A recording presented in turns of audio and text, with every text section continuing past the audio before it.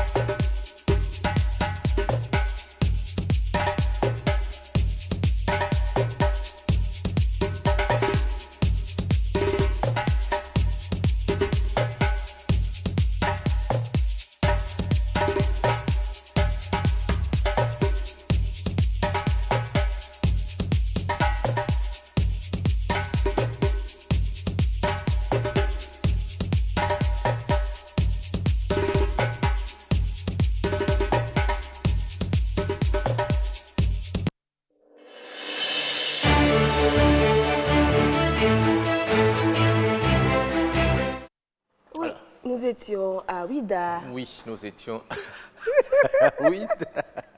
Ça, c'est le pasteur Zane. Pourquoi vous faites ça, pasteur Zane? Oui. Ce matin. Bon, les téléspectateurs nous parlent, heureusement. Bon, okay. Oui, Timothée, vous avez vu ce qu'il faisait là, tout à l'heure, pasteur Zane? Vous essayez de vous équilibrer. J'avais pensé que tout cela faisait partie de l'humour. Non, tu vois, c'est bizarre quand même. Non, il a fait... Donc, sans transition, nous sommes maintenant dans l'instant humour. Oui, c'est que... Il a failli ramasser quelques pièces par terre. Oui. Non, le mal c'est ça, en fait, tu vois. C'est les conséquences de notre métier. C'est sérieux, là. Vous avez eu peur? Ah non, sérieusement, parce que là, je voulais juste faire un peu et je me suis retrouvé à terre. Non, c'est parce que tu pèses. Tu vois maintenant, non? Alors, bonjour, pasteur Zane. Non, bonjour. Non, mais c'est un plaisir quand même d'être toujours avec vous. Le plaisir est partagé. Madame Fulgencia. Fulgencia. Fulgencia. Vraiment. Je dois corriger ma tête. Fulgencia. C'est ça. Voilà, non, ça fait plaisir. Bon, c'est juste pour te dire que le Bénin d'aujourd'hui n'est plus Bénin d'hier. Ou le Bénin d'hier n'est plus Bénin d'aujourd'hui, tu vois. Qu'est-ce qui a changé en temps? Ah non. Il y avait des actions, quand ça se passait hier, on appelait ça la sorcellerie. Soupa, tu vois. Un père de famille, par exemple, qui finit de manger à midi, et torse nu, il montre sur, comment on appelle, le poteau de haute tension, il va attraper le haute tension, il décède. Avant, on appelait ça soupa. Aujourd'hui, c'est buzz. C'est la différence, tu vois. Oui, buzz. C'est-à-dire, aujourd'hui, tu peux prendre du plaisir, tu vois. À mourir? Oui, non, tu peux te faire cogner par une voiture qui te Et tu filme. fais selfie? Tu fais selfie et tu mets ça, c'est du buzz. Donc tu cherchais ton buzz aussi. Mais non, c'est ça en fait. Non, tu vois, c'était avant, par exemple, c'était hier. Ce qui s'est passé là, je veux penser que c'est une tante qui est en train de m'embêter, tu comprends? Oh, ça là maintenant c'est du buzz. Régulièrement sur une opinion qui a essayé de... Oui, c'est ça. Donc, tu vois, donc des aujourd'hui, on doit plus maintenant s'énerver. Le net, c'est-à-dire, il y a même des grands-pères, ils ont voulu faire des coups accélérés pour pouvoir mieux maîtriser la technologie, mais ils n'ont pas supporté, ils ont succombé. C'est-à-dire, écoute quoi, parce que le rythme de net là, c'est trop, c'est 5G, c'est-à-dire on est maintenant à 5G. Tu vois, 4G là, difficilement on arrive à gérer ça et on veut nous amener à 5G. Donc le comportement aussi est en train d'augmenter comme ça. On est à 5G. Tu vois, sinon, un père de famille qui demande à ses enfants, tu vois, c'est de prier, de jeûner pour pouvoir lutter contre l'ennemi, se met à se bagarrer au marché. Avant, on l'appelait la sorcellerie. Aujourd'hui, c'est buzz. Vous le faites allusion à quoi? Ah non, j'ai pas encore compris. non, de toutes les façons, c'est pour te dire que on prend du plaisir, tu vois. L'homme même prend du plaisir à s'exposer sur le net. Et le retour, les commentaires, maintenant, on a les mots de tête. On se dit, mais qu'est-ce qui s'est passé? Hier, on va appeler ça de la sorcellerie. Mais aujourd'hui, c'est du buzz. Tu vois. Donc, chacun cherche son buzz. Regarde un voleur, par exemple, lui, il décide maintenant, il dit, bon, lui, il a tellement volé, mais on ne parle pas de lui. Et il décide maintenant de chercher son buzz. Il va à la morgue voler un cadavre. Pensant que en traversant tout Cotonou, les policiers allaient l'arrêter. Malheur pour lui, aucun policier n'est sur la route parce qu'il y avait la pluie. Et chacun s'est casé quelque part. Et il continue, toujours pensant que bon, on va l'arrêter pour pouvoir faire l'histoire de buzz. Mais non, tu sais, les motos avec la pluie, on a toujours des problèmes de courant ou de chacun, ou bien, je sais pas, de bougie. Et tu as une moto quand même qui va circuler. Oui, bien sûr. Dans la pluie, non? Bien sûr. On a plein de bougies souvent, ou bien plein de courant. Mais moi, je veillais... Qui veillait à cela? Je veillais à la visite de ma moto. C'était tout le temps nickel. Non, toi, tu es quelqu'un, tu es très docile. Mais franchement, moi, par exemple, des fois, j'oublie même de faire la vidange. Ah, mais là, c'est pas bon. Tu vois, non? On a l'argent, mais on priorise soit la bière. Oui, c'est l'argent de la bière. Voilà, tu vois, l'argent de la bière ne peut pas faire la vidange. Tu vois, donc on essaie quand même. Donc, il s'est arrêté et la moto refuse de prendre. Comment? La moto refuse de prendre, il essaie. Malheur à lui, c'est le cadavre qui dit, regarde ta bougie. Attends. Il a laissé la moto, il a laissé le cadavre, il est en train de courir, on ne l'a pas encore retrouvé jusqu'à présent. Ça, c'est du buzz. Il a pris peur. Et comment tu as su, Pasteur Zahar? Non, mais tu sais... Puisqu'on ne l'a pas encore retrouvé. Non, mais... Non, attends, quand tu me vois ici, par exemple, tu vois... Le voleur s'est confié à vous, c'est ça? Mais attends, il s'est fait que, tu vois, il y a toujours un voleur qui est familier à quelqu'un. Un voleur que toi, tu appelles voleur, doit être un oncle de quelqu'un ou un grand frère de quelqu'un. Donc, quand tu fouilles, tu vas constater que c'était un cousin ou c'était un frère, etc. Tu vois. Donc, moi, je cherche aussi mes buzz en ayant aussi des frères voleurs, des frères aussi, comment on appelle, intelligents, des frères aussi cadres. C'est comme ça. Donc, aujourd'hui, nous cherchons nos buzz partout. Tu vois. Et si demain, par exemple, tu te fais arracher par... Bon, si quelqu'un arrache ta femme, il ne faut pas penser que c'est de la sorcellerie, mais c'est du buzz. Non, ben ça ne peut pas arriver. Non, il est trop sûr de lui. Bon, moi mon oncle s'est fait arracher sa femme, ses enfants, et sa maison. On avait pensé que c'était la sorcellerie hier, mais aujourd'hui c'est du buzz. Quel que soit ce que tu as, tu ne peux pas l'arracher. Ah, d'accord. Ensemble pour la vie. Oui. Non, mais c'est Et bien. pour la mort. Non, je suis tellement content pour toi parce que tu es serein. Oui, très serein. Voilà, tu crois à ton amour. Ouais. Et c'est très bien de croire à son amour. D'accord. Parce que ce n'est pas un amour perturbé. Non, pas C'est du un tout. amour ordonné. Voilà, Hein, très c'est- bien, c'est- merci. Merci beaucoup, Pasteur Dan. Merci. Tu vas revenir vers la fin. Vous savez, tu sais que pour se mettre en couple avec certaines femmes ou bien certains hommes, lorsque vous n'êtes pas de la même religion, là, Ça ne passe C'est- pas. C'est normal. on revient vers la fin de cette émission. T'inquiète, pour en parler. j'ai une histoire pour ça. Ah, d'accord.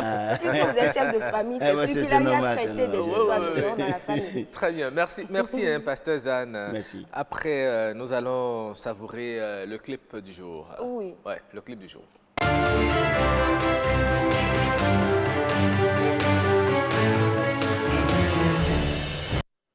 Le clip du jour, c'est Zokeke, Zoukeke. La moto. La moto. apparemment. Ah, ok. Et c'est Chris Ba qui nous chante Zokeke. Nous allons savourer donc cette belle chanson Zokeke ce matin.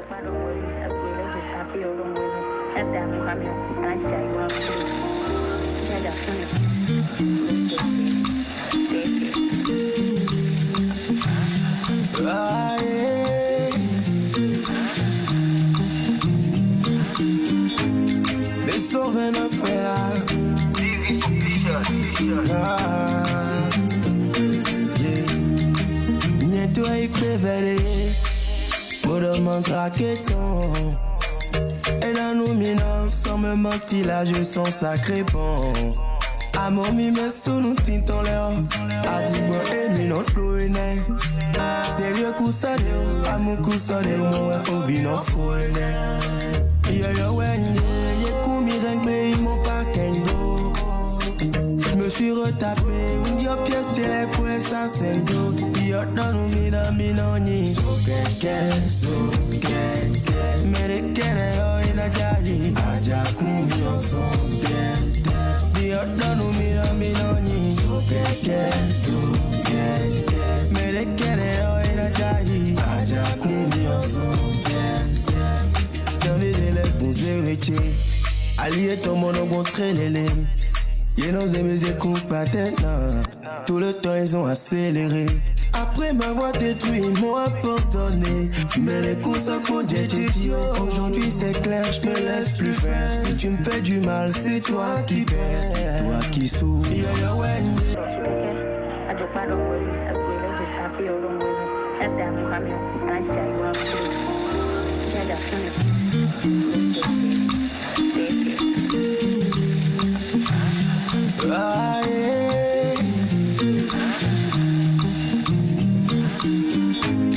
Les sauves ne fait là.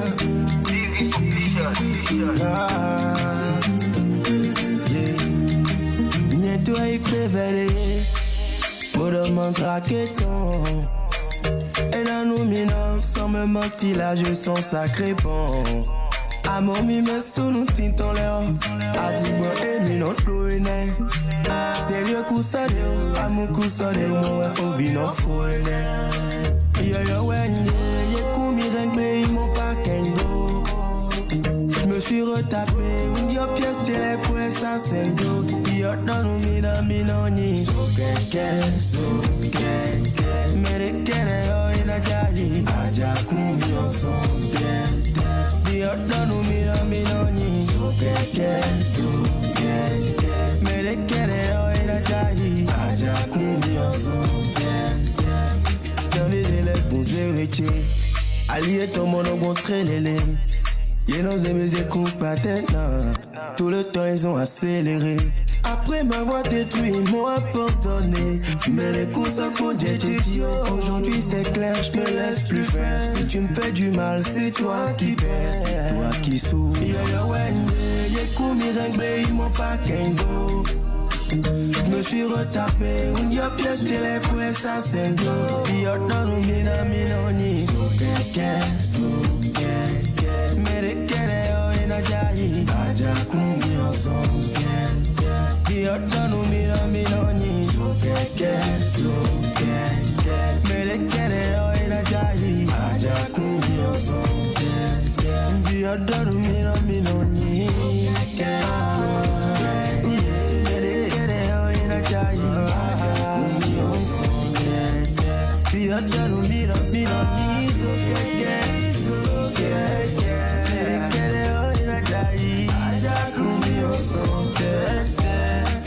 Jazz on the mix.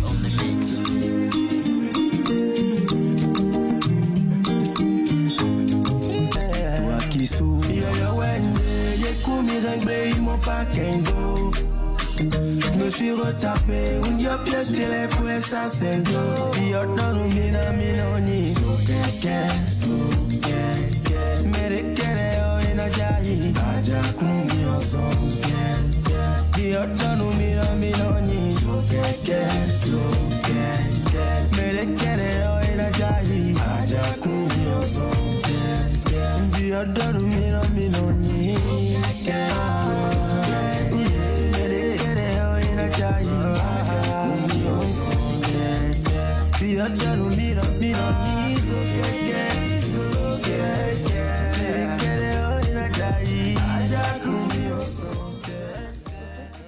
Voilà, c'était Chris Ba dans Zokeke. Il a retapé sa moto pour faire plaisir à sa dulcinée. Et votre moto, vous l'avez laissée où?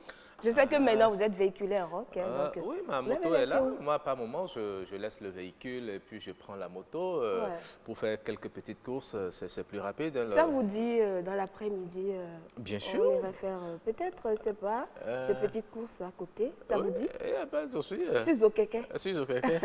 Je pensais que vous avez perdu l'habitude. Ah non, pas du tout. Okay. Je conduis même vélo pour faire du sport.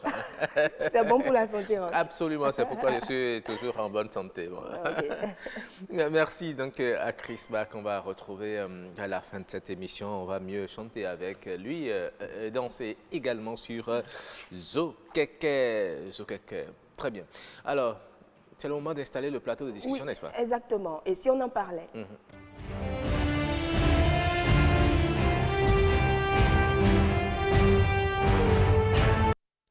Vie de couple, quand la religion constitue une barrière, que faut-il faire? Eh bien, c'est la question que nous nous posons ce matin. Eh bien, Roch, nos invités nous aideront à répondre à cette question. Et déjà, sur ce plateau, nous avons M. Clément Akobi. Il est écrivain. Bonjour, monsieur. Bonjour, madame, monsieur.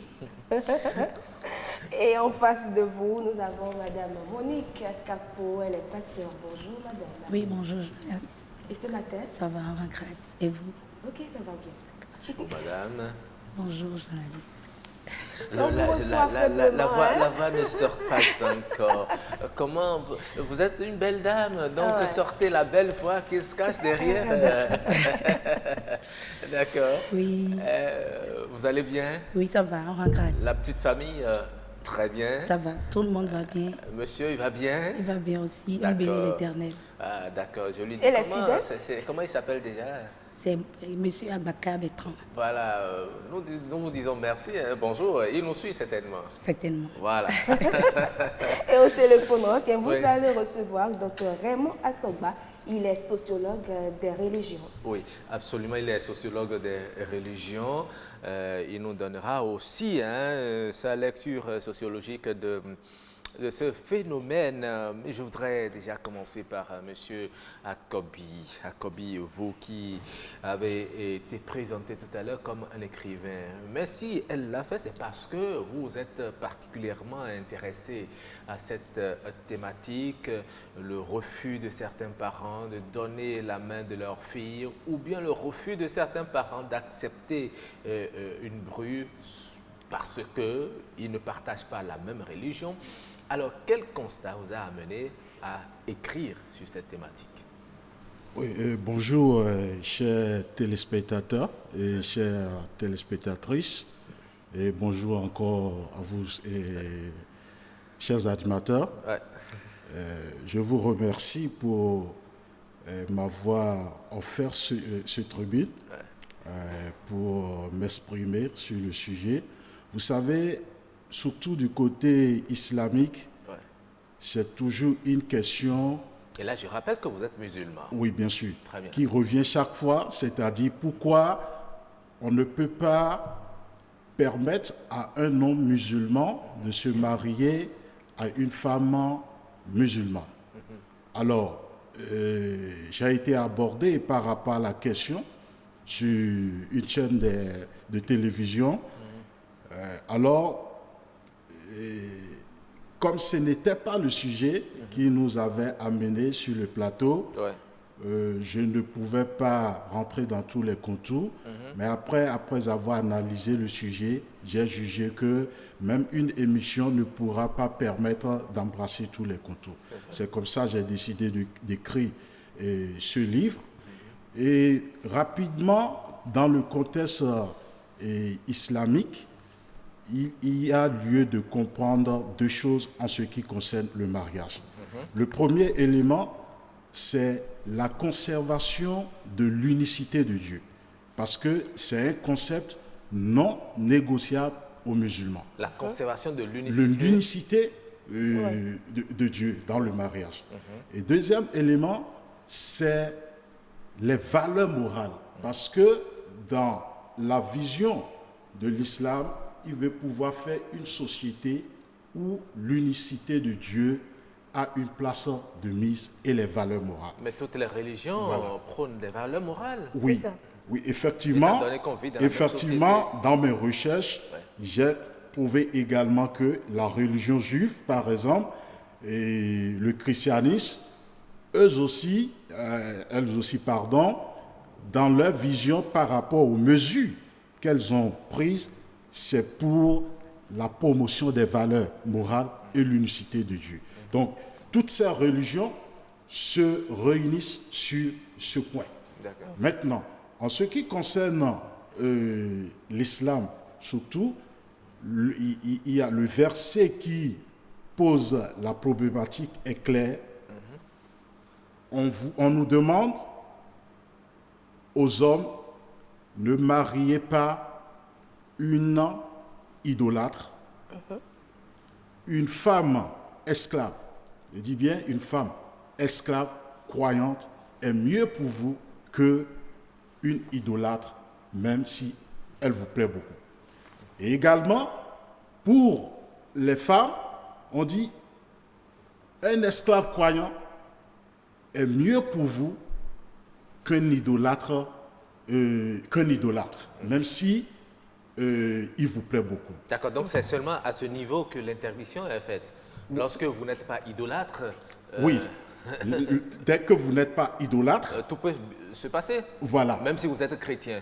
Bien sûr, D'accord. bien sûr, mais il a une précision. Il a une précision parce que quand vous prenez ce verset, c'est que un homme peut se marier à une femme chrétienne qui n'est pas D'autres religions. d'autres religions. Mais une femme musulmane ne peut pas se marier à un homme musulman tant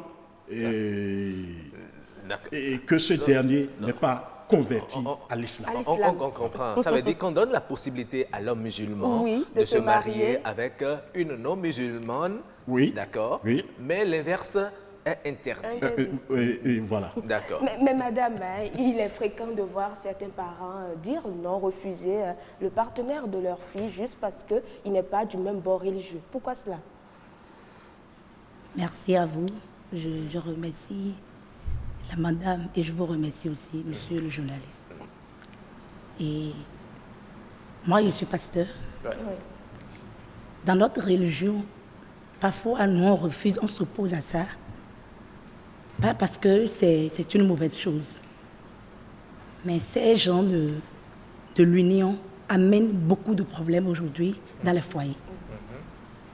Parce que l'autre partenaire peut être contre les pratiques religieuses de l'autre. Et cela amène des conflits dans le foyer. Et très souvent, ça amène au divorce. Donc, il est mieux de se séparer, de se quitter dans les fiançailles que D'aller au mariage. d'aller au mariage et après quelques années, on se divorce. Mais lorsque vous vous êtes choisi, vous ne savez pas, vous savez très bien, on dit que le cœur a ses raisons, que la raison elle-même ignore. Vous ne savez pas pourquoi vous l'aimez, mais la religion constitue une barrière. Si tant que votre cœur est porté vers l'autre, vous pouvez accepter et faire des concessions dans le ménage, n'est-ce pas? C'est le bonheur que vous recherchez, non? Et c'est le bonheur que nous recherchons. Mais la Bible nous dit, même c'est la Bible, c'est Dieu qui a interdit à ses enfants de se mêler avec des peuples qui sont étrangers. La Bible nous dit même dans le livre des... Mais c'est Dieu même qui a créé. Dieu a créé tout le monde à son image. Dieu n'a pas créé, comment dit-on, l'évangéliste avec deux têtes, le chrétien catholique avec une tête. Nous sommes tous des enfants de Dieu. Le musulman avec 3 têtes, non. Ok, c'est là je m'en vais vous expliquer que nous sommes tous des créatures de Dieu. Bien sûr. Mais nous ne sommes pas tous des enfants de Dieu. Tout le monde ne sont pas des enfants de Dieu. Ah oui? Non. Parce qu'aujourd'hui, Dieu a créé certaines personnes à son image. Mais ils ont choisi être serviteurs de ce que Dieu a créé aussi. Ils sont des créatures et ils servent ce que Dieu a créé. Aujourd'hui, ils ne s'engagent pas à suivre Dieu. Parce que la Bible nous dit que la foi, c'est obéir à Dieu. La foi, c'est obéir, c'est faire ce que Dieu demande. Donc, parfois, la religion devient une barrière pour certains couples, certaines personnes, parce qu'ils ne veulent pas obéir à la voix de Dieu. Et nous pouvons prendre l'exemple de Samson dans le livre de Juges, chapitre 16. La Bible nous dit que Dieu a interdit à ce que les enfants d'Israël se marient avec des femmes étrangères. Mais il a décidé parce qu'il se disait, mes parents ont déjà fait pour eux, ils n'ont qu'à me laisser faire pour moi aussi, ce qui l'a écouté la vie. Si vraiment nous lisons Juges chapitre 16. Mais vous savez, est-ce à dire que parce que nous ne sommes pas de la même religion, si nous nous mettons ensemble, plus tard, il y aura forcément des problèmes, il y aura la cassure. Je le disais tout à l'heure, si les deux s'aiment véritablement, si c'est un amour sincère, ils peuvent parvenir à surmonter ces étapes. Mais on constate beaucoup plus que c'est pour l'honneur de leur famille et que ces familles, ces parents brisent le rêve, le cœur même de leurs enfants. Et comme ça, ils cherchent plutôt le bonheur, mais les enfants n'ont pas ce bonheur qu'ils recherchent parce qu'ils savent que celui-là ou celle-là, c'est pour lui ou bien c'est pour elle que mon cœur bat. Mais malheureusement, à cause de ce que veulent mes parents, à cause de ce que veut ma religion, je ne peux pas me mettre avec lui. Monsieur le journaliste, et quand on parle d'un couple aujourd'hui, ce n'est pas seulement l'amour. C'est l'amour plus conscience plus la sagesse. On voit aujourd'hui des gens qui s'aiment vraiment au début, mais après 25 ans, après 30 ans, ils se divorcent. Donc aujourd'hui, nous ne pouvons pas se baser seulement sur l'amour. Si vraiment un couple va réussir, il faut l'amour, la conscience et la sagesse. D'accord? Donc si aujourd'hui, tu aimes la personne et la personne ne peut pas respecter des règles établies, des principes, vraiment moi j'aurais souhaité que le début, il vaut mieux qu'on se sépare pour ne pas avoir de divorce demain. Est-ce à dire que dans votre église déjà, il vous est arrivé d'avoir des fidèles qui viennent vers vous et vous disent, voilà, j'ai mon conjoint musulman par exemple, vous leur dites, carrément, va pas là. Parce que là, c'est possible. Voilà. Si dans mon église, quelqu'un vient me voir pour me dire, j'ai rencontré un homme qui est musulman. Je ne pourrais pas directement lui dire ne va pas là-bas. C'est l'enseignement qui compte. Il faut enseigner la personne. Bon, moi je peux donner des exemples. Il y a des couples aujourd'hui vraiment. Mais la première des choses qu'on fait généralement, c'est de faire une prière pour chasser. Chasser quoi? Vous en savez des choses. Non, c'est pas ça. Mais c'est pour éviter des problèmes. Parce qu'on a des cas aujourd'hui. C'est pour éviter certains problèmes. Parce que aujourd'hui, on peut prendre l'exemple. Et la personne, la fille, elle est évangélique. Et l'homme, par exemple, il ne va pas dans son église. Peut-être il est un idolâtre. C'est un exemple. Et après le mariage, et les fruits des entrailles tardent à venir. Chacun va courir dans son sens. il y aura 2 dieux dans leur chambre. Le charlatan ne peut jamais conseiller la même chose que le pasteur va conseiller. Donc c'est là il y a déjà des problèmes. Les parents de la fille vont courir dans leur sens et les parents de l'homme aussi vont courir dans leur sens. Et là, ça crée des problèmes. Le mari peut dire non, c'est ce que je dis qui va se passer. Car la Bible nous dit que l'homme est le chef du foyer. Là, il pratique maintenant son autorité et la femme ne serait pas d'accord. Les parents de la fille peuvent décider maintenant, dire fille, s'il ne peut pas te comprendre, là tu peux quitter. Bon, au début, et si on pouvait se comprendre, et pour régler ces problèmes, j'espère que ça va nous arranger tous. Donc, ce n'est pas que la religion s'impose aujourd'hui aux gens de se marier forcément. Par exemple, chez nous, tu peux être Assemblée de Dieu et épouser une meuf. Ce n'est pas un problème. Tu peux être Pentecôte et épouser Méard, ce n'est pas un problème. Mais ce qui est interdit, vraiment, il faut que... Vous ne pouvez pas être Assemblée de Dieu et épouser un catholique. Ça, on interdit parce que si tu es Assemblée de Dieu, l'Église catholique a ses pratiques. L'Assemblée de Dieu aussi a ses pratiques. D'accord. D'accord. Donc, l'Église catholique aujourd'hui, on peut dire, nous, si je suis catholique, j'ai mes chapelets, j'ai l'image de la Sainte Marie que je prie chaque fois. Voilà que l'Église des Assemblées de Dieu n'a pas ces images. Mais dans la chambre, ça peut créer des problèmes. Parce que quand l'autre priait son Dieu, l'autre va dire, ça ne peut pas se passer avec moi. Et ça, même si au début, il se supportait, à la fin, ça ne marchait pas. Il y aura des problèmes. Oui. C'est assez complexe. C'est sérieux. Monsieur Akobi. Oui, et moi je voulais insister sur quelque chose. Vous savez, la religion n'est pas un objet de distraction. Et le mariage n'est pas un jeu d'enfant.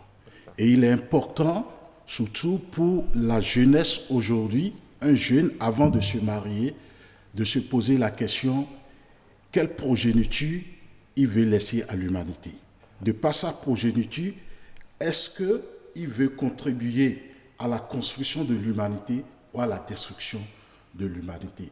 Parce que c'est l'ensemble des familles qui forment la société. Et les religions, toutes les religions, leur rôle, c'est la promotion des valeurs morales. Par conséquent, dès que vous partagez les mêmes sensibilités religieuses et que vous êtes ensemble, il est plus facile d'inculquer une certaine éducation à vos enfants et par conséquent, ça a une répercussion sur la société. Et quand j'écrivais mon livre, ça m'a rappelé une expression de notre artiste Zoulé Sangaré qui chantait « Amour sans assurance ». Mais qu'est-ce qui fait l'assurance de l'amour?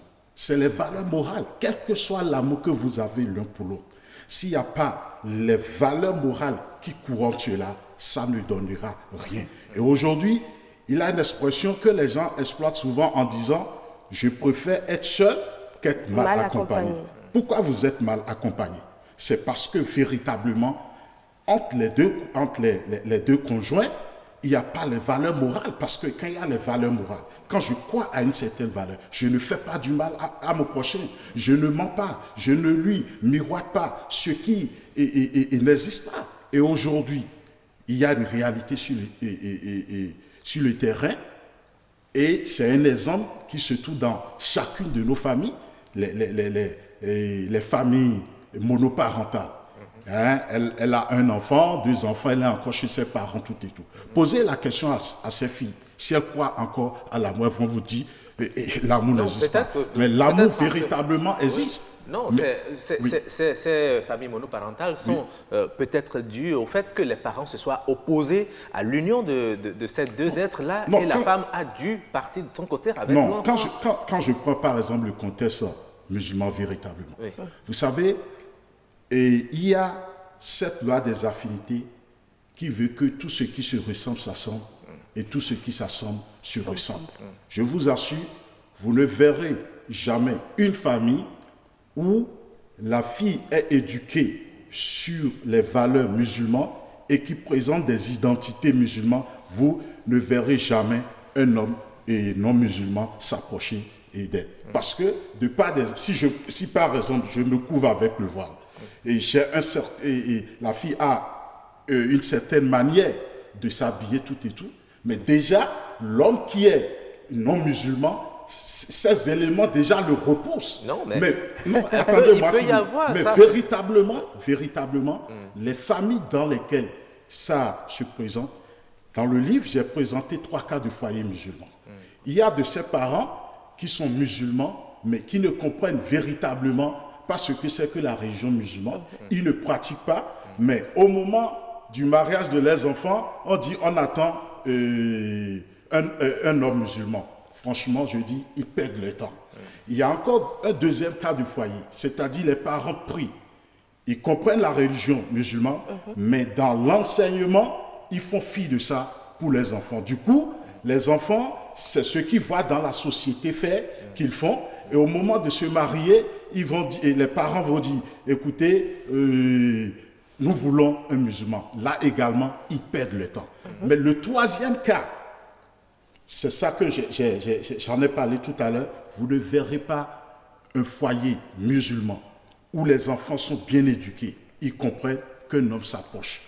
Quand il s'approche de là et que c'est une épreuve de Dieu, et quand vous prenez le cas même des prophètes, le prophète Noé, malgré qu'il était un prophète, son fils, parce que il a été éprouvé à un certain moment quand le déluge est arrivé, malgré que son père est prophète, il l'a emporté. Ça, c'est des épreuves de Dieu. Donc, il est important de comprendre que la religion n'est pas un objet de distraction. Parce qu'aujourd'hui, nous investissons pour les études académiques, tout et tout, mais véritablement, dans la pratique religieuse, nous prenons la religion comme une distraction. Et à la dernière minute, quand les problèmes arrivent maintenant, on se réveille. Et mieux, pour éviter ça, même dans le contexte musulman, malgré que je suis musulman et qu'elle est musulmane, l'islam me conseille de faire des prières de consultation. Parce que, avant d'aller au mariage? Bien sûr, parce que mais Dieu, c'est lui seul qui connaît le visible et l'invisible. On peut être tous des musulmans, mais que dans le destin de Dieu, qu'on n'est pas compatibles l'un à l'autre. Et c'est pour ça, pour des décisions importantes qui vont caractériser notre vie, Dieu demande, l'islam nous demande de faire des prières de consultation. Et sur la base de la prière de la consultation, vous pouvez être orienté et décidé. Très bien. Merci, monsieur. Merci. Oui, c'est un peu chaud là. Vraiment chaud. Nous allons voir aussi du côté des citoyens rencontrer ce qu'ils pensent de ces types d'union. Est-ce qu'il est possible que 2 personnes qui ne sont pas de la même religion partagent un amour vivre en couple sans problème, etc. C'est Victoire qui leur a tendu son micro. On va les écouter. La femme qui est musulmane décide de rejoindre l'église auquel son mari s'est donné. Ça, je vois que le problème ne se pose pas. Mais je vais dire aussi que ce n'est pas bon d'imposer à sa femme ou soit à un homme que tu dois me suivre pour aller dans telle église, dans telle religion. Je vois que ça, là, c'est un peu bizarre à mon niveau, à moi. Et ça dépend de la conception que chacun se fait de la chose. Chez moi, par exemple, moi je suis né, mes parents sont pratiquent les religions endogènes, comme vous le dites, le vaudou et autres. Moi je suis né dedans, je suis dedans. Et mon épouse, elle est musulmane, elle pratique sa religion. Et j'ai mes enfants, certains qui sont chrétiens purs et durs. Donc moi je suis tolérant en matière de religion, ça ne constitue pas une barrière chez moi. Quand vient la période de carême pour les musulmans, elles les sauvent pendant les 30 jours. Moi je prends 2 ou 3 jours dedans et puis je les aide et puis après, à la fin on tue le mouton, je mange comme tout le monde et puis voilà, on fait la fête. Il n'y a pas de souci chez moi. Je demande aux gens d'avoir l'esprit ouvert, de laisser les enfants ou leurs épouses faire les religions qui leur plaisent. C'est tout. C'est pas compliqué. Forcément, le couple ne va pas aller bien. Parce qu'ils ne vont pas avoir le même point de vue sur des questions données. Jésus n'a pas créé une religion. Il est venu passer un message. Mais c'est les hommes qui ont créé tout ce que nous vivons actuellement, à cause de leur doctrine. Je ne peux pas me poser si demain ma fille amène quelqu'un qui est musulman ou mon garçon amène une fille qui est musulmane. Parce que nous appelons le même Dieu. Il n'y a pas de discorde à ce niveau-là, non. 100%. Il est évangélique 100%. Et lui, il est évangélique. Moi, je vais tous les dimanches, je vais à l'église. Il ne refuse pas. La fois passée, je lui ai dit que je vais commencer même catéchisme. Il n'a pas refusé. Il n'a pas refusé. Je n'ai pas encore commencé, mais bientôt je vais commencer. Il n'a pas refusé. Ce n'est pas à cause de ça qu'il va nous diviser. Mes croix ou bien mes chapelets sont toujours avec moi. Mais ce qu'on met comme en main chapelet, il ne refuse pas. C'est moi qui ai enlevé ça là. Il est à la maison. Je suis avec ça toujours. Il ne refuse rien. Église, c'est église. Le problème est que c'est de prier. La prière. Il n'y a pas de condition en amour. D'accord? Ma femme peut être vaudou aussi. Si je l'aime, je vais me mettre avec elle. Ça ne me gêne pas. Si elle respecte mes principes, je respecte ça comme principe. On va vivre ensemble. Le problème ne se pose pas à mon niveau. Donc peut-être moi, je me dis que c'est l'ignorance qui tue les Africains. Je ne pose rien à mes enfants. Que mes enfants choisissent d'aller à la mosquée, c'est tant mieux. S'ils choisissent d'aller à l'église, c'est tant mieux. Bizarrement, mes enfants, elles vont à l'église par moment. Quand il y a lieu de Ramadan, ils m'accompagnent dans ça. Et quand ils vont grandir, ils auront l'âge ils pourront choisir eux-mêmes les enfants. Je ne vais rien décider à leur place. Ah oui, il y a des parents qui acceptent quand même, mais ils sont tolérants. Oui, on a entendu beaucoup de choses, des positions assez variées. J'ai commencé à noter quelques-unes. Il y a ceux qui sont tolérants, il y a ceux qui pensent qu'il faut avoir l'esprit ouvert et laisser les enfants choisir.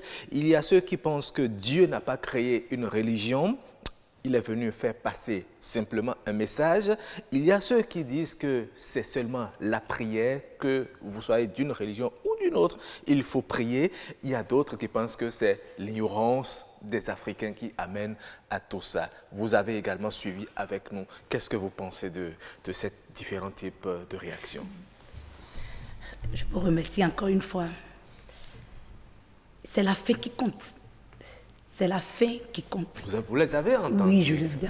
Oui. Tout ce qu'ils ont dit, ils n'ont pas menti. Il y a des parents vraiment qui sont des évangéliques, mais leurs enfants fréquentent l'église catholique. Oui. On n'a pas refusé. Mais là, maintenant, il faut que nous soyons sincères dans ce que nous disons. Leur vie ne peut pas changer ce que je dis.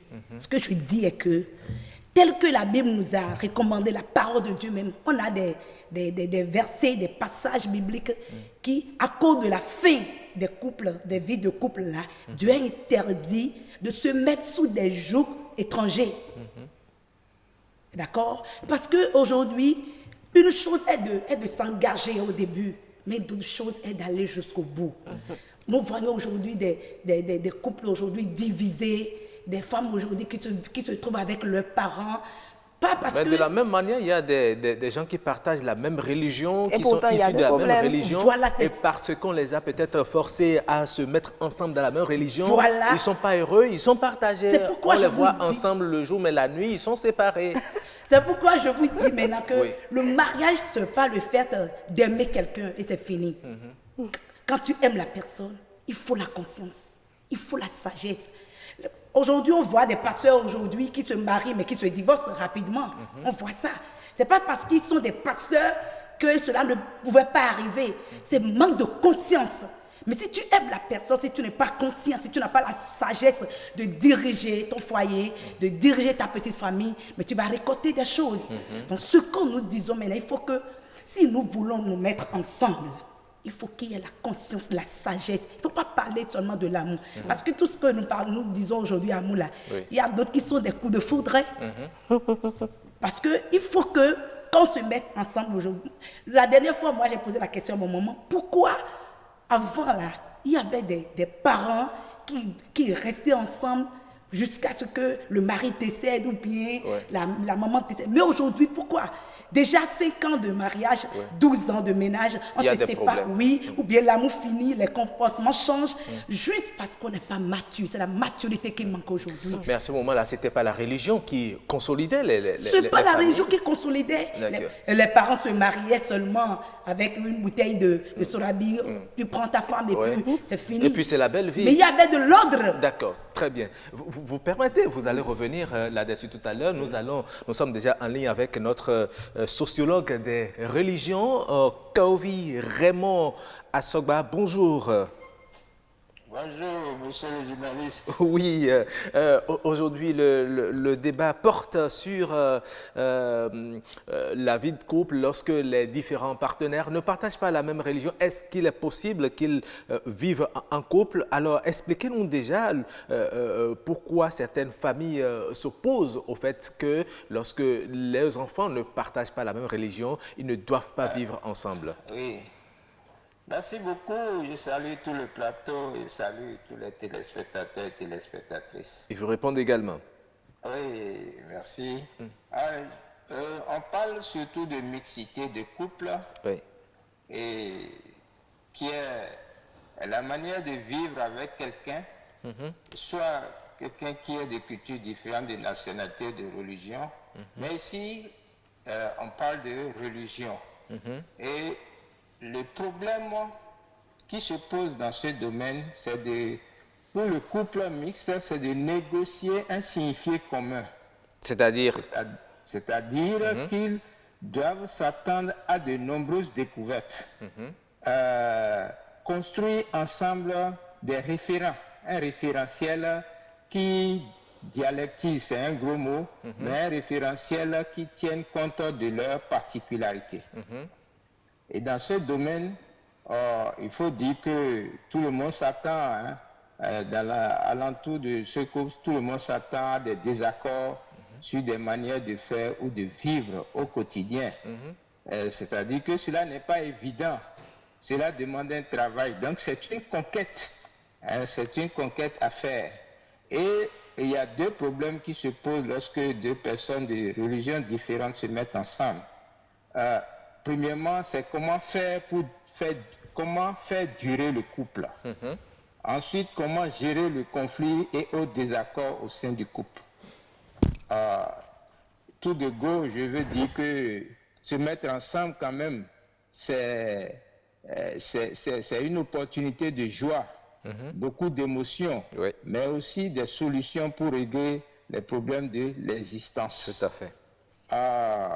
L'âme principale du couple mixte en religion, c'est le dialogue.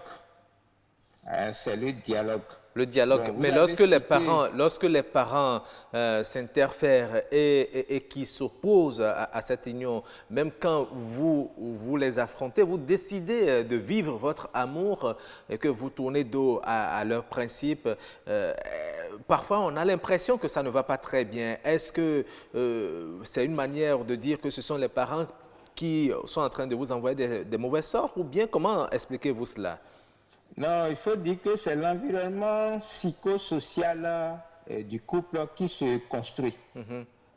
Et les parents ont une appréhension parce qu'ils veulent, ils pensent à la sécurité de leur enfant. Voilà, donc c'est surtout ça. Maintenant, il faut dire que c'est un milieu de défis à relever. Et moi j'ai pensé qu'il y a 5 compartiments qui encadrent la gestation, la croissance, l'éclosion de la mixité en couple. Le premier compartiment pour moi, c'est que ceux qui se mettent ensemble ainsi doivent être plus forts que le candidaton. Donc lorsqu'on dit les parents, c'est pas tellement les parents pour les parents, mais c'est le candidaton. Vous voyez un peu. Et là, l'impératif pour ceux qui se mettent ensemble, c'est ne pas chercher à se justifier auprès des autres. Être déterminé à s'assumer. Et ils savent qu'ils doivent craindre les a priori. Les a priori, ce sont les réflexes, les prérequis liés à leur propre éducation, parce que ce sont deux personnes qui ont reçu une éducation différente. Le deuxième compartiment, il doit pouvoir gérer les questions qui fâchent, d'accord? Et surtout, la première question qui peut fâcher, c'est s'entendre sur l'éducation des futurs enfants et la manière de vivre les événements de la future famille. Ils sont appelés justement, ils sont face à la problématique de la discussion, discuter des envies respectueuses concernant la question de la religion. Donc ils même s'entendent déjà sur comment chacun doit vivre sa part de religiosité. D'accord. Et là, il y a aussi la manière de concevoir l'éducation des enfants. Très bien. Être strict ou souple. D'accord. Et donc, ils sont amenés à apprendre à faire des concessions. Voilà. Donc, il n'y a pas de position tranchée. D'accord. Le troisième compartiment, c'est qu'ils doivent faire face à des désaccords, des ressentiments qui choquent parfois. Il faut des compromis. C'est ça. Le quatrième compartiment, surtout nous l'avions déjà dit que c'est l'axe central de ce qu'on appelle amour. Parce que l'amour là a plusieurs des références culturelles, idéologiques et autres. Mais ici pour eux, c'est le dialogue qui remplace ce mot amour là. Et le dialogue est fondamental. D'accord. Parce qu'il permet à chacun de se projeter dans l'esprit de l'autre. Oui, d'accord. Ce qu'on appelle la compréhension. Oui. Il permet de découvrir qu'il y a plusieurs façons de penser. Oui. Donc, acceptation de la différence au plan psychologique et de l'éducation. D'accord. Il y a aussi l'obligation de se comprendre. Oui. D'accord. Mais il a aussi l'obligation, c'est surtout un choix volontaire que chacun fait de se départir de ce qu'il sait, de ce qu'on lui a appris, et pour découvrir la manière dont l'autre voit les choses. D'accord. Pour nous résumer, oui. Et il doit faire, et chacun est amené à faire un pas vers la religion de l'autre. Ok, d'accord. Par exemple, participer aux fêtes liées à la religion de l'autre, ensemble avec les enfants, et éduquer les enfants à cette caractéristique universelle que le monde, la vie est faite de nouveautés, de multiplicité et non d'unilatéralité. D'accord. Une toute dernière question. Lorsque deux jeunes gens sont ensemble et qui ne sont pas de la même religion, qu'ils veulent s'engager dans une vie de couple et que les parents se posent déjà à cause de la religion, est-ce que vous leur conseillez de faire fi ou bien de céder à la pression de leurs parents ou de leur religion? Je pense que fondamentalement ici, c'est la religion s'oppose à la liberté. Et par rapport à ça, vous allez découvrir qu'en ce début du 3e millénaire, et cela a été préparé par la fin du 2e millénaire, il y a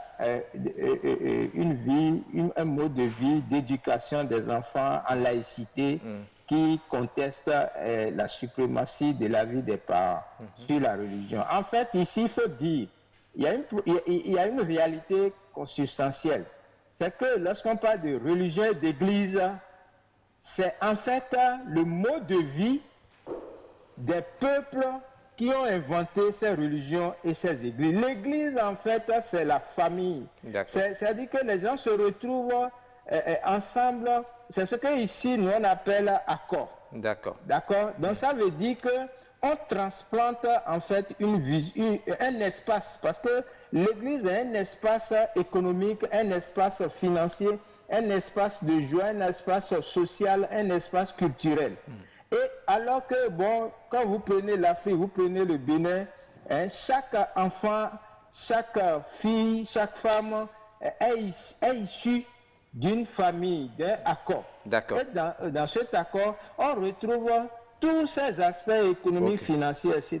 Donc, il y a ce que j'appelle une greffe de l'espace de règlement des situations. Le mariage même se définit au sein de accords. D'accord. Merci. Voilà un peu la problématique du greffage, mais que aussi j'appelle emprunts culturels. Ce sont des emprunts culturels qui doivent nourrir déjà ce que nous vivons ensemble. Merci beaucoup, Dr Raymond Assogba, d'être intervenu dans cette émission. Oui. Tout le plaisir a été pour moi. Voilà. Alors, nous revenons sur ce plateau. Monsieur Akobi, vous avez suivi comme nous, Monsieur Raymond. Il dit que si deux jeunes n'arrivent pas à se mettre ensemble, c'est à cause du qu'en dira-t-on. N'est-ce pas de l'hypocrisie finalement?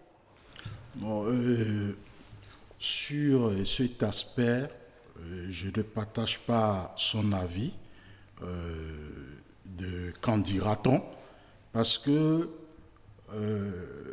en termes de mariage mixte ou mariage interreligieux, c'est d'abord les parents, les géniteurs qui ont une influence.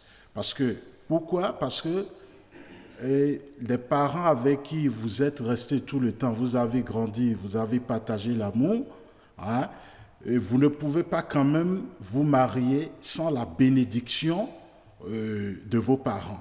Hein. Et en ce sens, quand vous prenez par exemple l'islam, c'est-à-dire tant que vos parents n'acceptent pas, ou celui qui est votre tuteur en tant que femme, le mariage n'est pas valide.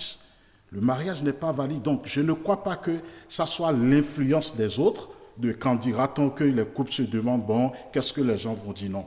Le couple ne se penche pas trop sur la société, mais c'est beaucoup plus les parents. Mais moi, personnellement, ce que je peux dire, c'est quoi? Vous savez, la vie, c'est un choix. Et la grâce que Dieu nous a donnée, et cet attribut que Dieu a donné à l'homme, c'est de faire le choix et de l'assumer. Les religions, c'est clair, parce qu'au départ, comme je l'avais dit au début, l'objectif, le rôle des religions, c'est la promotion des valeurs morales. Et sur ce, la ligne qu'ils ont eue et qu'elles ont eu à tracer, si vous êtes convaincu par rapport à cela, il faudrait que vous suivez cela. Autrement, ça veut dire que votre religion est juste un objet de distraction. Et je vous laisse, si vous permettez, elle a parlé de ça dans notre tradition africaine. Pourquoi le mariage de nos parents réussit? C'est parce que ça se basait sur les valeurs morales. On cherchait à savoir de quelle famille vous êtes issu, comment vous vous comportez. Donc, ça, c'est très, très important. Se foutre de ces aspects et dire qu'on aime, je crois que c'est la voie et sur le désastre. Très bien. Nous allons partager quelques messages très rapidement. C'est une émission très suivie. Les téléspectateurs nous envoient des messages. Nous commençons par le message de Yasmine Damata qui dit ceci. Bonjour à tous. La religion peut-elle constituer un obstacle au choix de son cœur? En principe, non, pour les deux qui s'aiment. Mais cela devient compliqué quand les parents s'y mêlent. Le comble, c'est quand vous aviez des enfants. Quelle religion vont-ils suivre? On dit celle du père, donc celle de la mère est mauvaise. Au finish, la femme abandonne la sienne et c'est ce que les parents refusent en interdisant l'union de ce couple. La solution est déjà connue. En amour, on fait des concessions dans tout, la religion y comprise. Si l'homme est compréhensible, il peut laisser sa femme poursuivre sa religion et célébrer le mariage dans les deux religions. Le risque, quand on se convertit par obligation, c'est qu'on ne croit pas en la chose. Ce n'est plus la foi, mais une corvée. Moi, je dis, il faut laisser la femme à son choix car elle est celle qui prie le plus pour la réussite de son conjoint, de sa vie maritale. Ce qu'elle doit faire à cœur joie. Aussi, la femme doit apprendre à faire aimer sa religion à son homme, lui montrer le respect et l'avantage qu'elle a pour sa religion. Oui, et Bachumba, il dit ceci, il est souhaitable que l'homme et la femme soient de la même confession religieuse pour une base harmonieuse, certes bénéfique pour l'épanouissement des enfants. C'est vrai que Dieu est un pour tous, mais la manière de l'adorer diffère selon l'option religieuse. La religion peut être un obstacle au choix de son cœur quand il n'y a pas de concession. L'expérience a montré que les parents observent le comportement des amis de leurs enfants tout au commencement. S'il arrive qu'ils s'opposent à une union, il est mieux de rompre avec cette relation, car à la longue, tôt ou tard, ce qui est prévu arrivait souvent et on pourrait dire que leur bénédiction a fait défaut. Dans certaines religions, le fanatisme constitue une riposte à l'union. Constitue une riposte à l'union du couple. Quand on voit venir une pareille situation, il faut en découdre avec cette relation pour ne pas faire souffrir les enfants qui n'ont pas demandé à naître.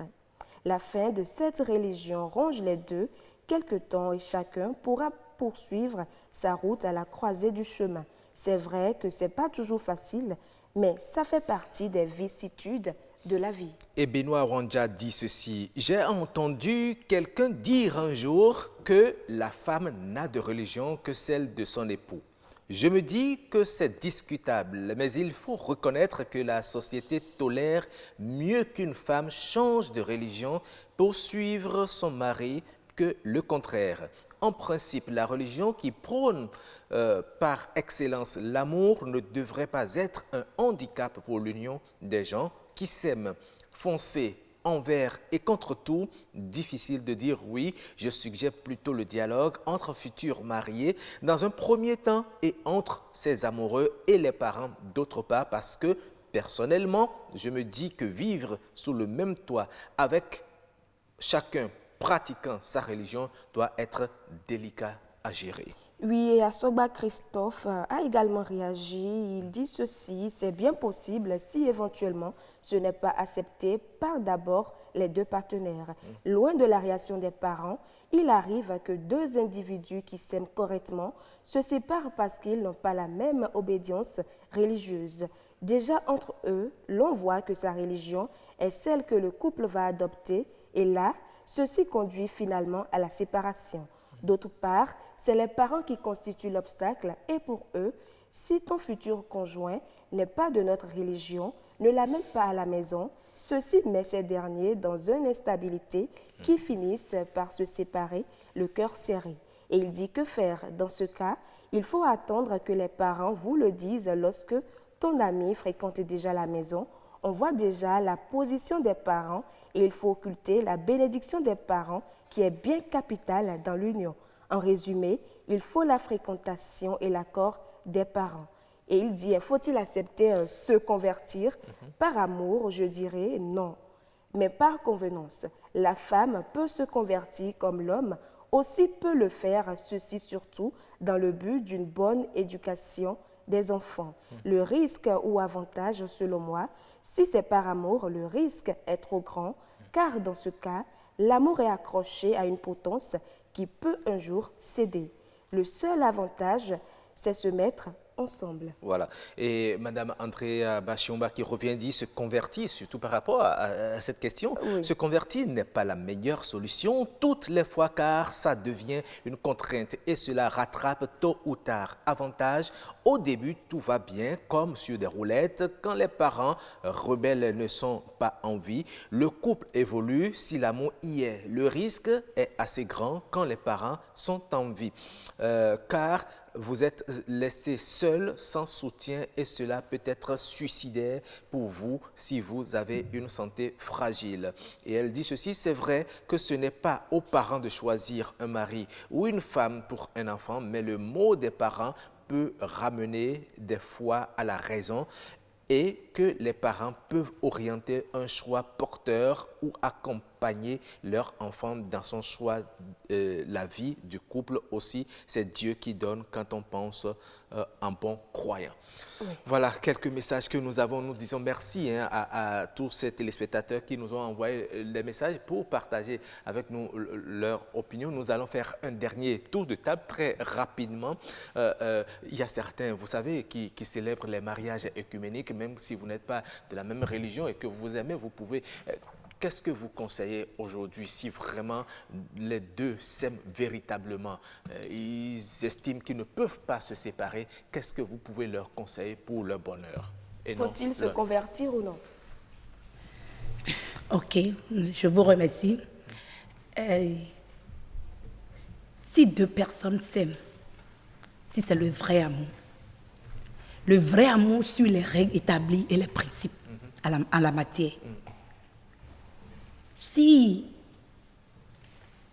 la religion va les empêcher à rester ensemble.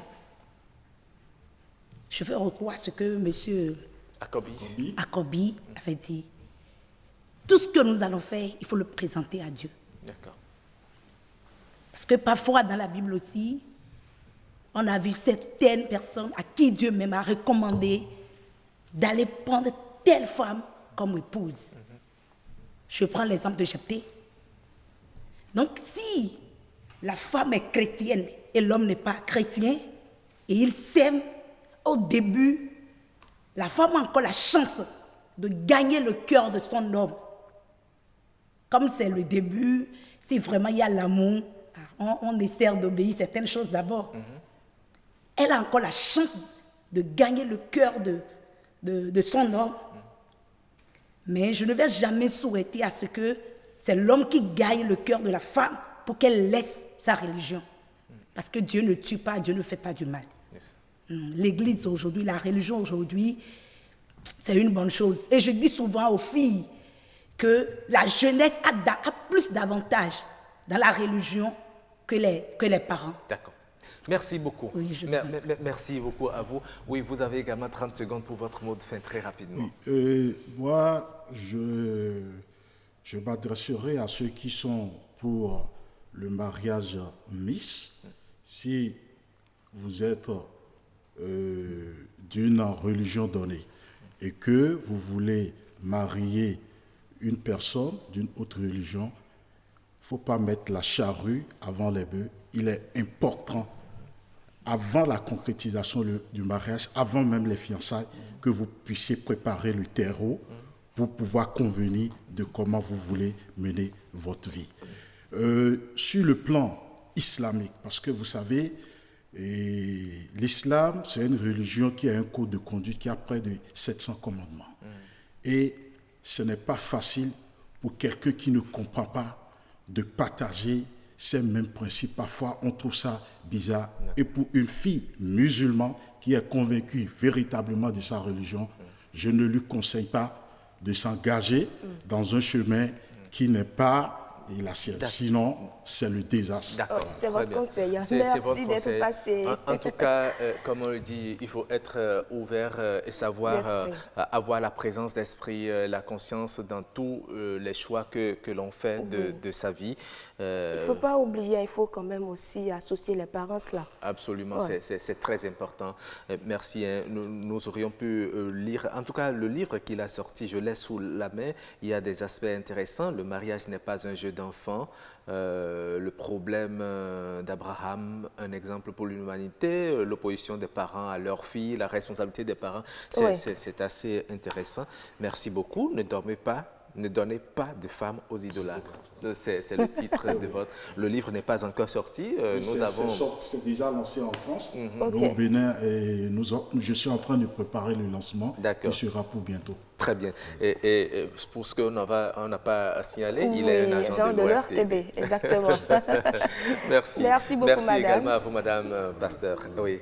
On va enchaîner tout de suite avec us et coutumes. Et depuis lundi, nous étions en milieu Peul. Exactement. Oui. Et aujourd'hui, il paraît que tout le monde n'est pas habitué à tuer des bœufs. À tuer des bœufs, surtout que nous sommes à la veille de la Tabaski.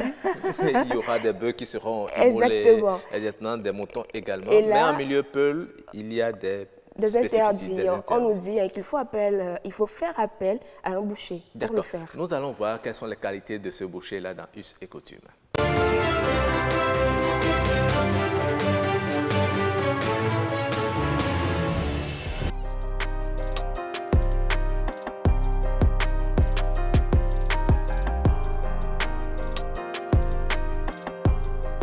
Pour égorger le bœuf, il faut faire appel à un boucher. Et c'est le boucher qui vient égorger votre bœuf. C'est lui qui fait tous les travaux qu'il faut autour de cette viande-là. Et puis, il vous donne le produit fini.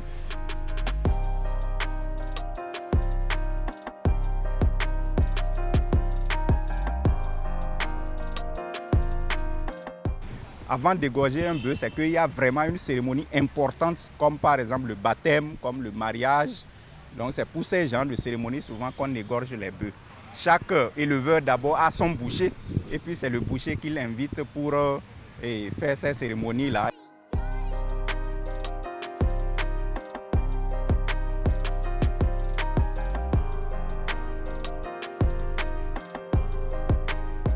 En réalité, lorsque quelqu'un égorge un animal, on se dit que c'est à lui le cou. Puisque pour égorger, c'est au niveau du cou. Donc, on suppose que c'est le cou qui lui appartient et puis la queue. C'est le boucher qui emporte le cou de l'animal égorgé et puis la queue. Ces deux éléments-là, c'est pour le boucher. Et vous allez voir au niveau de ces animaux, au niveau de ces grands animaux comme les bœufs, comme les moutons et autres, le cou ne se donne pas à n'importe qui. Vous ne pouvez pas être par exemple un jeune et vous allez réclamer le cou d'un animal qui a été égorgé. Donc ce cou, c'est réservé particulièrement à celui qui a égorgé, notamment les bouchers, et peut-être à des personnes qui ont atteint un certain âge. C'est culturel et donc ce n'est pas que si vous mangez, ça a un problème de santé, non, mais c'est culturel.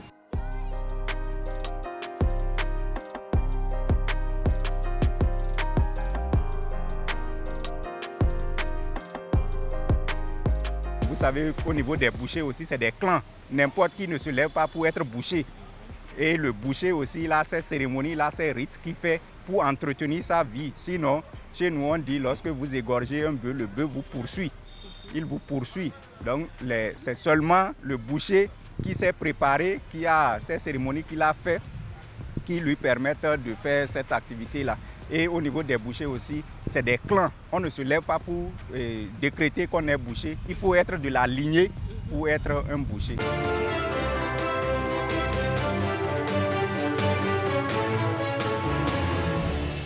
Ah oui, vous avez compris, il est interdit de prendre le cou et la queue. Lorsque vous êtes jeune dans le milieu Peul, il est interdit. Moi, je me disais, tout à l'heure, on a entendu, c'est vrai qu'il n'est pas encore, il disait que, M. Gomina, il disait que c'est dans le cou qu'il y a la force. Ouais. Mais moi, je me dis, pourquoi on interdit? Ce sont les enfants qui ont besoin de force. On estime que c'est aux adultes, mais c'est culturel. Vous savez, Roch, ça, c'est les interdits, il faut vraiment respecter. Et je me rappelle bien qu'on avait parlé de ces us et coutumes en milieu roula. Il est interdit, lorsque vous mangez avec un roula, par exemple, de lui arracher la tête. C'est interdit, il ne faut pas le faire. Il ne faut jamais manger donc, la dans ce tête, cas aussi, il faut respecter. La tête du poisson, lorsque vous mangez avec un roula, c'est la bonne partie. Offrez-lui ça carrément, quoi, pour éviter les problèmes. D'accord. Et on a appris aussi que pour être boucher, il faut être d'une lignée donnée. On ne s'improvise pas. Même si vous voulez devenir boucher, vous avez les moyens, vous ne pouvez pas tant que vous n'êtes pas issu de cette lignée-là. Exactement. Et on nous dit également qu'il y a des sacrifices qu'ils font à leur niveau. Parce que vous égorgez l'animal, vous ne savez pas après ce qu'il devient et tout. Donc, il faut faire des rituels. Ah oui. Ce sont nos us et coutumes. En tout cas, la Tabaski, c'est pour bientôt. Il y aura également ceux-là qui seront sollicités. Le sang va couler. Bon, moi, je n'aime pas trop le sang. J'aime la bonne chair. Mais vous aimez manger la viande? Oui, bien sûr, mais plus comme avant. Hein? Okay. D'accord. Merci beaucoup. On va enchaîner avec le prénom africain. Depuis lundi, nous étions en milieu Annie et nous recevons encore notre spécialiste.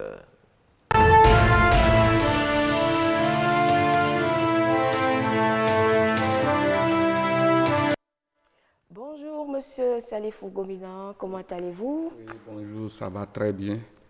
Vous allez bien? Oui, je vais bien. Très bien. On dit bonjour comment en milieu Annie? Nagalai. Nagalai. Nagalai. Oui, oui. Oh, c'est tellement simple, hein? Nagalai. Oui, Kodalafia. Kodalafia. C'est la réponse? Oui, Kodalafia. Moi, je vous retourne, ça va bien, vous dites oui. Alafia. Alafia. Vous dites Alafia. Alafia. Et aujourd'hui, on parle de quel prénom africain? Bon, on va parler du prénom Akam. Akam? Oui. Akam. Qui veut dire? Qui veut dire la première fille de la famille. Akam.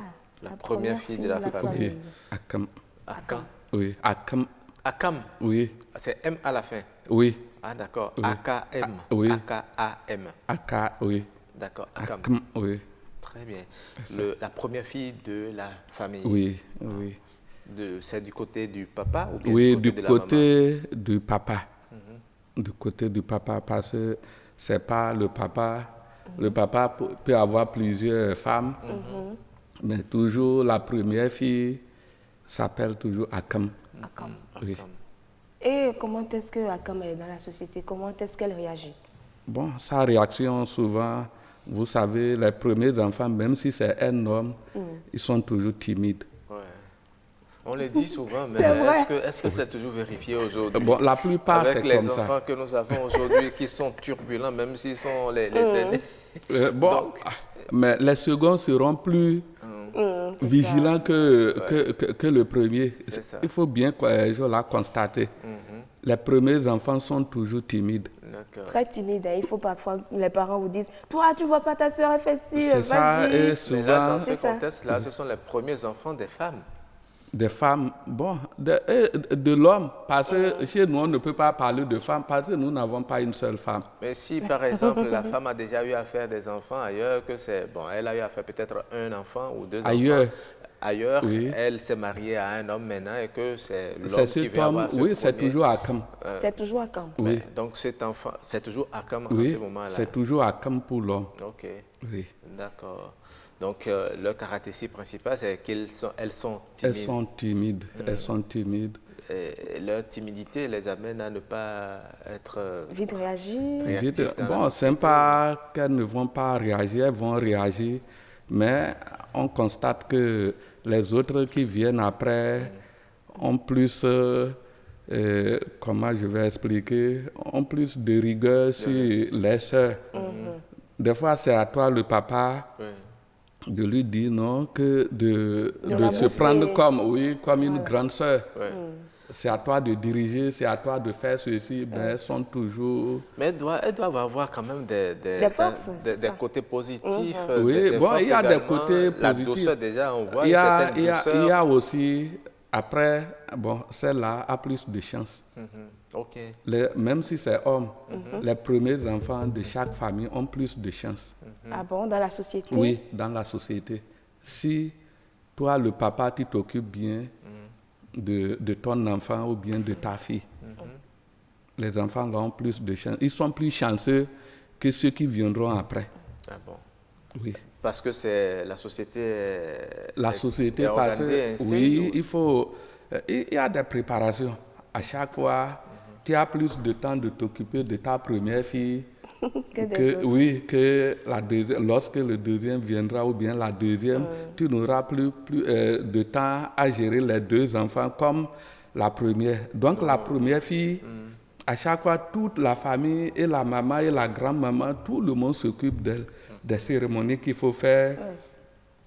C'est-à-dire que pour se marier, la première fille doit se marier d'abord avant la seconde fille. Non. Dans certaines familles, vous savez, ça se passe comme ça. Tant que la première fille ne s'est pas mariée, la seconde n'a pas le droit de se marier. Est-ce que c'est comme ça? Non, chez nous, les Anis, non, c'est pas ça. Ok, d'accord. C'est pas ça. Mais il est recommandé aussi que à chaque fois que, bon, je vais laisser côté Akam alors, bon, ça va du côté mariage. À chaque fois que la fille fait en même temps ses premières périodes, normalement, les troisièmes périodes seront chez son mari. C'est menstrué, c'est ça? Oui. Donc, en Mulé-Ani, il faut vite se marier. Il faut vite se marier. Et c'est valable jusqu'aujourd'hui? Bon, non, aujourd'hui, non. D'accord. Merci, monsieur Salifou Gomina. C'était le prénom africain. Oui, et nous allons passer à la capture aujourd'hui. La capture, très rapidement.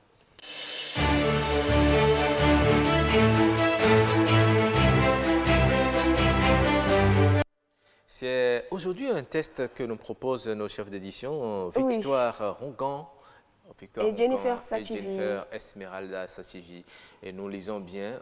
D'abord, on voit en bas un couturier très affairé sur sa machine. Oui, exactement. Très concentré. Il y a la fête de Tabaski qui s'approche. Il n'a pas le temps. Mais le message dit, quelque part en Afrique, un couturier est en train de prendre le tissu de quelqu'un alors qu'il sait que sa tenue ne sera jamais prête pour la tabaski. Ça, c'est méchant, Roch. Ils le font souvent. Vous vivez ça, non? Je suis en train de traîner ce cas. Voilà, mais c'est Gomina. Mais pourquoi vous aussi vous attendez les derniers moments? Non, ça fait plus de 3 semaines que nous avons déposé. Il était surchargé, mais il pouvait quand même dire... Au lieu de dire que je ne peux pas, on dit bon... Tout simplement. Non, l'argent est venu, il ne peut pas chasser l'argent comme ça. Et tout comme il va acheter le mouton aussi. Bien sûr, il va acheter le mouton. Beaucoup sont venus lui faire des commandes, donc il reçoit tout. Maintenant, c'est ce qui, en temps normal, lorsque vous savez qu'à cette période, il y a une grande affluence, vous multipliez vos stratégies, si c'est pour recruter des ouvriers ou louer même des machines, si vous n'en aviez pas assez, vous les louez et puis ça vous permet d'engranger beaucoup de recettes. Cela manque comment dit-on, à nos couturiers. Ce n'est pas seulement la veille de la Tabaski, même à la veille des autres fêtes religieuses également, la fête de Pâques, la fête du Nouvel An, Noël, etc. C'est comme ça souvent. C'est fréquent, mais bon, il revient quand même aux clients d'anticiper aussi. Il ne faut pas attendre les derniers moments pour aller voir votre couturier. Vous pouvez anticiper un mois à l'avance. Acheter votre tissu et l'envoyer chez le couturier. Et puis vous êtes relax aussi. Oui. En tout cas, merci M. Salifou Gomina d'avoir merci. partagé ces moments avec nous. Nous allons vous souhaiter une très bonne semaine. Ok, merci. Voilà. Et aujourd'hui, nous sommes mercredi, en instant écho, Fulgence va vous nous parler du gingembre. Du gingembre. Oui, du gingembre, oui. Enfin, vous savez comment ça s'appelle? Doté. Doté. Je connais ça très bien. Exactement, parce que vous avez. Ah bon, avec quoi déjà? Ah ben, de l'eau chaude. Avec du solabi? Non, je ne prends pas du solabi. Ok.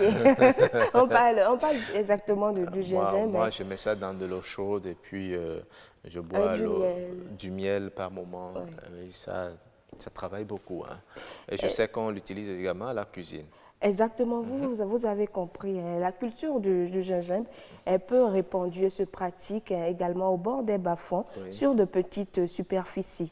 Et la culture du gingembre se pratique exclusivement en saison pluvieuse, où les conditions climatiques sont beaucoup plus propice au bon développement de cette plante-là. Et certains champs sont situés au bord des points d'eau pour que la plante ait assez d'eau pour vite se multiplier. Tout à fait. Et la variété africaine que nous avons du gingembre jaune, cultivé surtout au Nigeria, au Sierra Leone. Et il se distingue par sa saveur très piquante et une teneur élevée en huile. Je pense que c'est ce qu'on voit là. Bon, l'image est déjà passée. Gingembre jaune. Tout à fait. Oui, et proche du curcuma, cette plante herbacée peut parfois atteindre 1 mètre de roc. Le curcuma, c'est une autre forme de gingembre. Oui, une autre forme de gingembre. Et le gingembre, on nous dit qu'il est riche en minéraux comme le manganèse, le phosphore et le magnésium. Il contient également de la vitamine B3. Regardez comment on a exposé les gingembre. Oui, là c'est écrasé. Ah bon, là... Non, l'image est déjà passée. C'est déjà passé. Vous pouvez continuer, peut-être que ça va revenir après. Voilà, c'est ça, regardez. C'est comme des tas d'ignables là. Oui, exactement. Et plus on laisse le gingembre vieillir en terre ou vieillir une fois arraché, plus sa saveur perd en parfum, mais prendre en puissance piquante. Et on nous dit que le gingembre soulage les maux de tête et d'estomac. Oui, c'est pour ça que vous en prenez, vous, non? En tout cas, moi, j'aime en prendre naturellement comme ça. Tout compte fait, quand je prends, je sais que je transpire beaucoup. Voilà. Et puis, je me sens à l'aise. Ça donne également l'appétit. Voilà, vous prenez un peu et puis vous mangez. Ça excite tout ce qu'il faut, les papilles gustatives, tout et tout. Et puis, vous avez de l'appétit, vous mangez, madame est contente. Je sais quand même que ça lutte également contre la toux. Ah, d'accord. Oui, avec un peu de sucre. Quand on était enfant, maman vous disait, prends un peu de gingembre, ajoutez un peu de sucre et vous en prenez. Oui, là, c'était difficile à manger. C'était pas du tout facile. Merci beaucoup, Ful. Oui. Nous allons recevoir pour son second passage Pasteur Zan. You're welcome. Merci. Bienvenue. Avec votre sable de ce matin, franchement. Non, c'est la fraîcheur. Ah, c'est la mais fraîcheur. attends, dis-moi, tu as quoi par rapport à... C'est la Non, fraîcheur. vous êtes bien sapé, pasteur. Oh, non, mais attends. Oh, Trop je de suis- sapologie. Non, je te dis, je vais rougir. je Mais vais quand rougir. vous le dites ça, il va tout faire pour que l'autre fille qui est dans le coin là-bas là, puisse le voir. Non, mais toi aussi, vraiment. Pasteur Zal. Ça dit, comme je suis noir, le fait que tu m'as donné des qualificatifs là, on ne peut pas sentir que je suis en train de rougir. D'accord. Sinon, je te jure, quoi. Elle dit, ça m'a fait ni d'accord. Merci beaucoup. Hein. D'accord. Un mercredi matin comme Oui. ça, ça fait plaisir. Ça fait Allez, plaisir. Non, on y du va buzz. très rapidement. Non, sérieux. Bon, au fait, c'est juste pour vous dire que moi, j'ai suivi avec plaisir les histoires de mariage, cela. Et j'ai de la peine, tu sais, au De la peine Bénin. pour qui? Pour nous et pour les célibataires, et pour ceux qui ont trouvé, qui ont mal trouvé, qui n'ont pas encore trouvé, qui pensent trouver. Tu vois, j'ai du problème pour eux. Non, sérieux. Parce qu'il est plus facile aujourd'hui de trouver la femme de nuit que la femme de vie. C'est quoi ça? Oui, je te dis. c'est quoi? Tu vois, beaucoup de nos femmes passent plus leur temps dans les VIP avec les chichas. Et quand vous êtes avec les chichas, la réflexion est autre. Tu vois, donc les amours naissent au niveau des chichas, des Henken, des business, tu vois, beaucoup de choses. Donc, moi, je connais par exemple une cousine, je connais une cousine, qui c'est après avoir tombé enceinte qu'il a cherché à connaître le véritable nom de son gars. Parce que tu vois, le monsieur, oui, dans le VIP, on appelle monsieur personne. Tu vois, monsieur personne, et quand on dit monsieur personne, il fait que sortir, faroter 10 000, il faroter 10 000. Donc, l'amour est né avec les 10 000 francs. Tu vois, tu t'imagines, donc c'est que on ne programme plus rien. On tombe enceinte et c'est après maintenant qu'on se rend compte que ce monsieur personne-là est qui?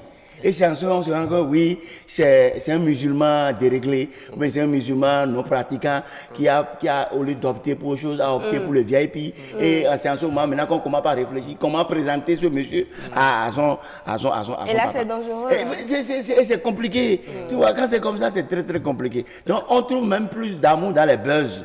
Tu vois, par exemple, je prends le cas de ce monsieur, un bachelier, tu vois, qui vient à la télé pour dire que quand on regarde le bâton, de regarder aussi l'enfant après l'avoir composé. Tu vois que c'est bizarre, c'est du buzz. Hein? Il a passé tout son temps à boire les chichas et en buvant les chichas, il n'a pas regardé le bâton et l'enfant. Et c'est eux, après avoir composé, maintenant qu'il de regarder l'enfant. Tu vois, c'est des citations, c'est un peu compliqué. On est tous dans les buzz, tu vois. Donc pour moi, pour finir, si quelqu'un a envie d'aimer là, franchement, il n'a qu'à regarder plus le nom de la famille et que la religion également. Bon, la religion, tu vois. Mais même si moi, par exemple, c'est pas forcément la religion qui divise. D'accord. À Boumé, par exemple, il y a aussi la reine et comment on appelle, la vengeance aussi. D'accord. En tout cas, ça va être l'autre aspect d'un autre plateau que nous allons organiser bientôt, les interdictions de mariage interethnique. Vous savez qu'il y a également ces interdictions. Ah, vraiment. Voilà. Vous trouvez des thèmes. Je te remercie aussi pour le fait que tu me Merci, Pasteur Zal. Merci beaucoup. Non, mais toi, tu es équilibré. Tu es équilibré. Non, tu n'as pas un problème de couple. Tu as su choisir. Tu n'es pas tombé amoureux dans le Il est en VIP. confiance. Il me l'a dit, Pasteur Zal. Allez, on entend déjà en fond sonore. Zokeke de Crisba. Zokeke de Crisba. Zokeke. Il faut essayer. Quand tu économises, tu ne peux qu'acheter Zokeke. Il n'y a rien à faire.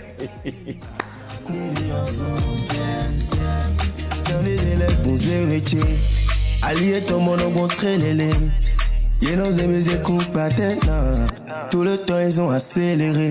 Après m'avoir détruit, ils m'ont abandonné. Mais les coups sont pour aujourd'hui c'est clair, je me laisse plus faire. Si tu me fais du mal, c'est toi qui perds, c'est toi qui souffres. Ils m'ont pas kendo.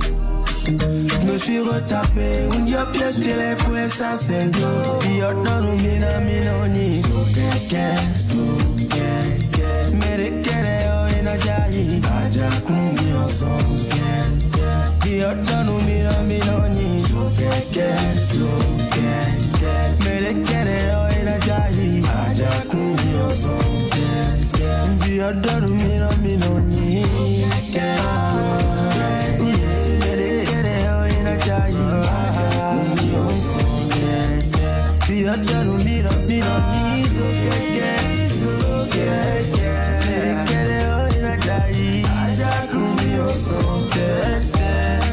Diaz on the mix.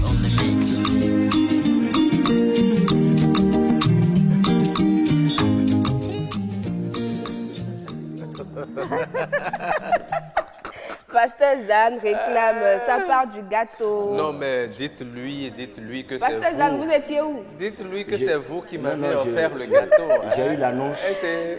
J'attendais la confirmation. La confirmation. Ils ne m'ont pas confirmé, ils m'ont Rendez-vous l'année prochaine. L'année prochaine. C'est trop long. Alors, mesdames et messieurs, nous sommes déjà à la fin de cette émission. Merci de l'avoir suivi. Et nous vous donnons rendez-vous la semaine prochaine, Nous disons dès merci. le lundi. Absolument. Merci à toute l'équipe qui nous a accompagnés jusque-là, avec le même plaisir, le même sourire et la même ambiance. Nous allons vous retrouver lundi prochain. À 6h30. Au revoir. Portez-vous bien. Bientôt il prévalait, pour demain craquer ton. Et là nous minons, sans me mentir là je sens sacré bon. A mon mi me sous nous tintons l'air. A dit bon et mi non douine. Sérieux coup ça de, a mon coup ça de moi au binon fouine. Yo yo wenye, yé kou mi rengle ils m'ont pas kengo. Je me suis retapé, un dieu pièce télé pour les sensendo. Yo dans nous minoni. So keke, mere kere yo ina jali. Aja kumi ensemble. Yo dans nous minoni. So keke, mere kere yo ina jali. Aja kumi ensemble. Dans les délais pour zérecher. Allié ton monogon très lélé. Ye nos amis écoute pas tête.